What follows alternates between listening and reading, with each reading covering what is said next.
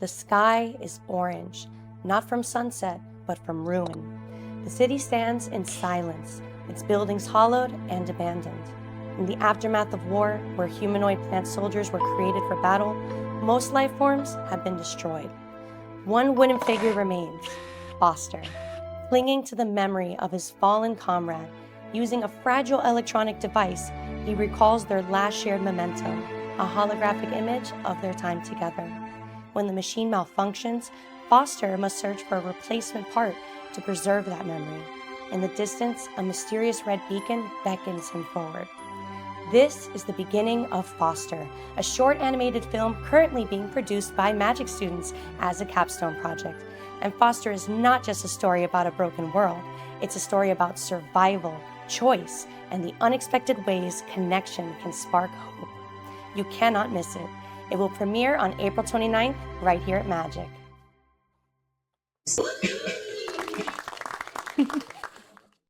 Welcome to Behind the Magic, the official podcast of the Miami Animation and Gaming International Complex, right here at Miami Dade College.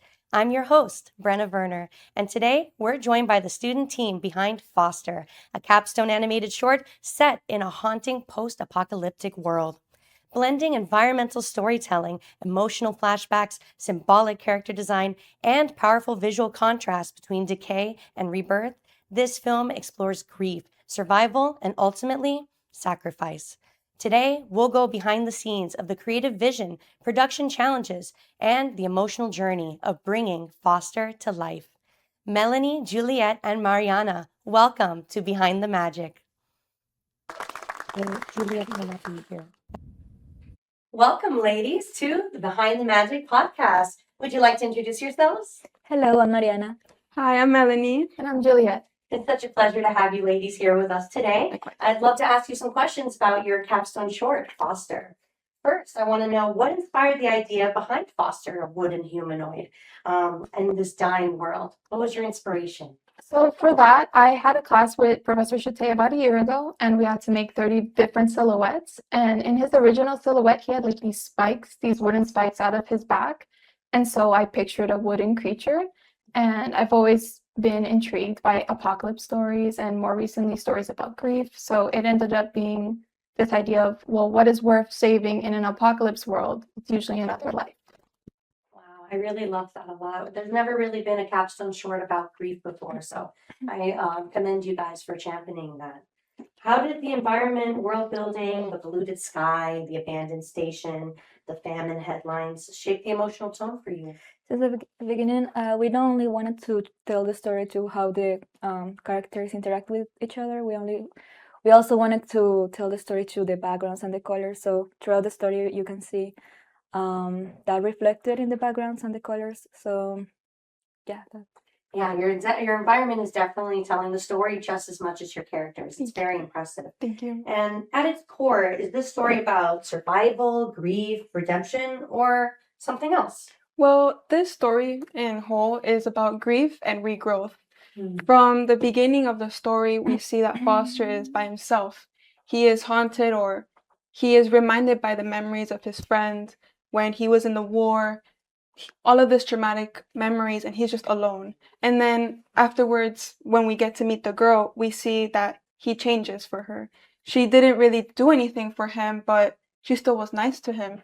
She brought the bat, she brought the missing piece, and because of that, Foster grew with her. Wow, I really love that transformation from grief into growth and from death into rebirth. You guys illustrate that so beautifully. Can you walk us through your production pipeline from script to animatic to the point of production you are now? Well, from the beginning, before the pitch, we were just all together. We were, getting ready for the pitch, watching, seeing the script, and we kept rereading and rereading. We were so nervous. The day of the pitch, our animatic was 5 minutes long, which is a little bit, not good, but it really did help us a lot. And since we got to the second part, it even boosted our confidence even more because we got insight from, all of these mentors, from the teachers, from students. And then once we actually were in the second phase, when we got to meet more students and we got to build this whole community together, it was really nice, We got to meet super creative students. They got to teach us some stuff from their arts. We got to show them Foster and the little girl and our environment, our story. Wow, the production's come such a long way, and you guys have done such a great job as leaders at the helm. Great work. What has been the biggest technical challenges for you? Perhaps lighting or atmosphere or dust simulations or character rigging? What would you say it is? Definitely character rigging.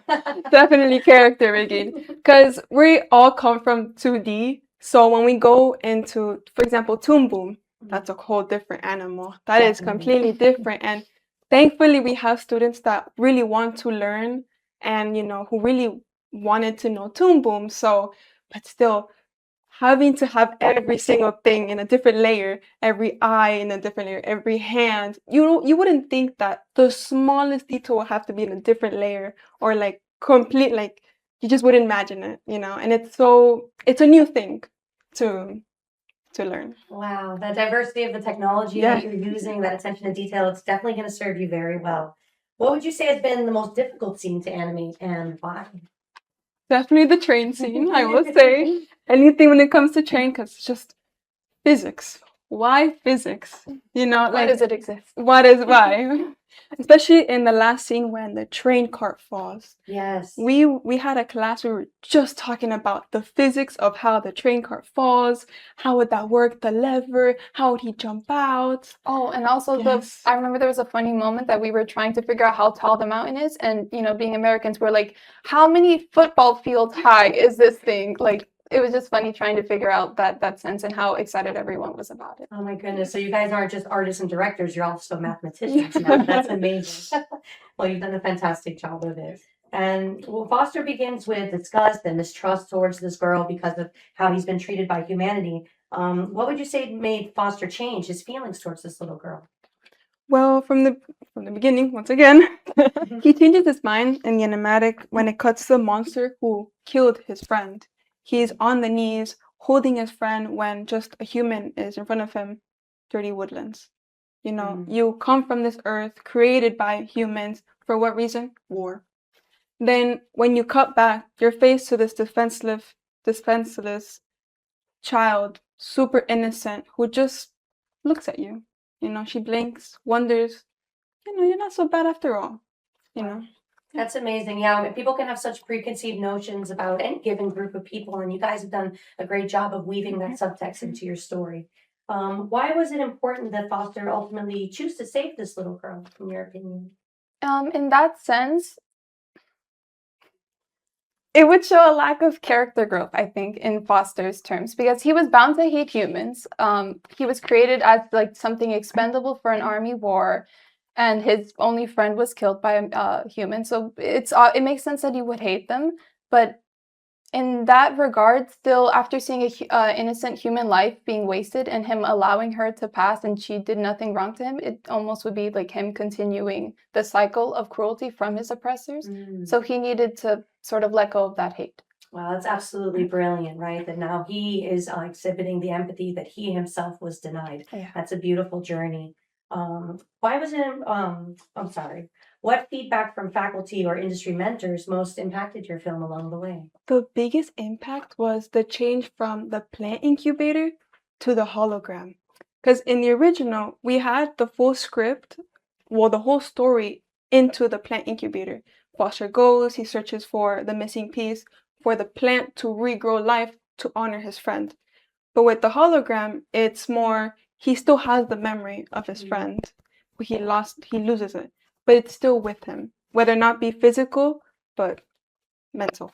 Wow, that's so beautiful. Yeah, exactly. Just because the machine malfunctions doesn't mean that the beautiful relationship they shared is now lost. And by him letting go of that technology, he's able to kind of find a new friendship. I think that's such a beautiful message in your film. How did working under Capstone deadlines change how you guys approached this collaboration? We're all social butterflies now.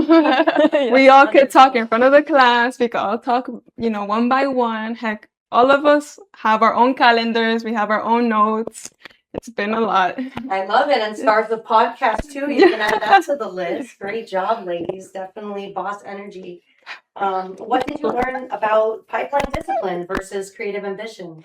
Well, we have a lot of big ideas in the beginning. a lot of ambition. Originally, the animatic was 4 minutes long. We have to cut it to 2. So yeah, we have to adapt and be realistic with the time and the team we had.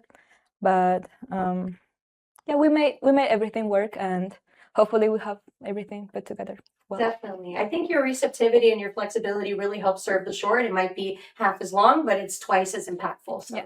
you've done a wonderful job of that for sure. And I'm going to do a couple rapid fire questions for you ladies now. So prepare yourself.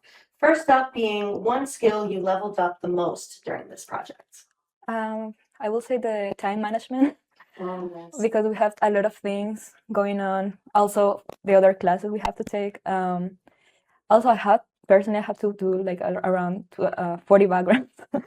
So I have to be really quick and fast with everything. What else? Really quick though, but to continue that, it's just imagining such a powerful story, 2 minutes. That's all you have, 2 minutes.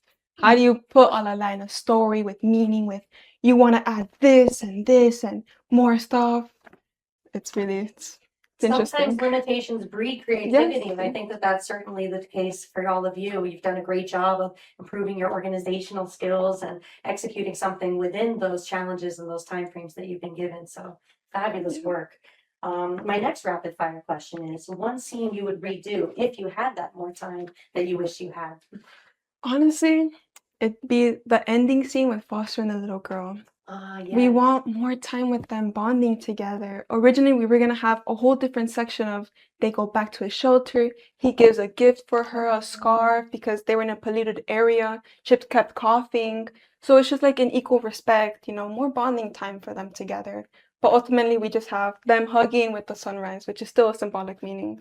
Well, I really hope we get a little tease of that during the end credits. Hopefully, and yes. Hopefully, also after graduation, you ladies might be inspired to make a sequel and continue their story. We would certainly love to see that as well. May I ask also what was the hardest technical challenge for you ladies? I will say keeping everything cohesive, everything in the same style, everything giving the same vibe. Because we are a big group, so not everyone shares the same art style. So yeah, keeping everything looking the same. Wow, yeah, there's so many students, but only one film. So that is definitely a great challenge. And what would you ladies say is your biggest personal takeaway for this film? For mine, I think the biggest one was done is better than perfect. There's something very vulnerable about being a creative person, and you can't make your best work every time just with the nature of animation that there's always time limits, and you're making something and you're re-editing it and you're redoing it and you're fixing certain plot holes and issues. And there's this hypothetical version of how perfect things could be. But the other day when I was in class, I saw a bunch of my classmates were talking about hypothetically, would Foster be a good president? And they were debating so passionately. And there was something very sweet about seeing people connect to something imperfect and real. And I think that's what people actually prefer, like the flaws in a story, the flaws in a character, instead of how polished it could be. And so I think, again, while there's hypothetical perfect versions of everything that could be, the best one is the one that's real and that other people can actually see and bond with and connect with. Wow, that gave me goosebumps. Because it's true. That's the human experience, right? We're all flawed, we're all imperfect, but it's that journey together, that collaboration, that coming together, and the way it impacts us emotionally that will make Foster live forever. Amazing job today, ladies. Thank you so much. Thank you for having me. Foster reminds us that true renewal begins with courage. The courage to reach out, to extend a hand in trust, even when the past has left its scars. It's the quiet moments where friendship begins, hope sparks, and the future is built one brave choice at a time. Thank you to the student team behind Foster for sharing your vision, your discipline, and your storytelling courage. And thank you to everyone for listening to Behind the Magic. We'll see you next time.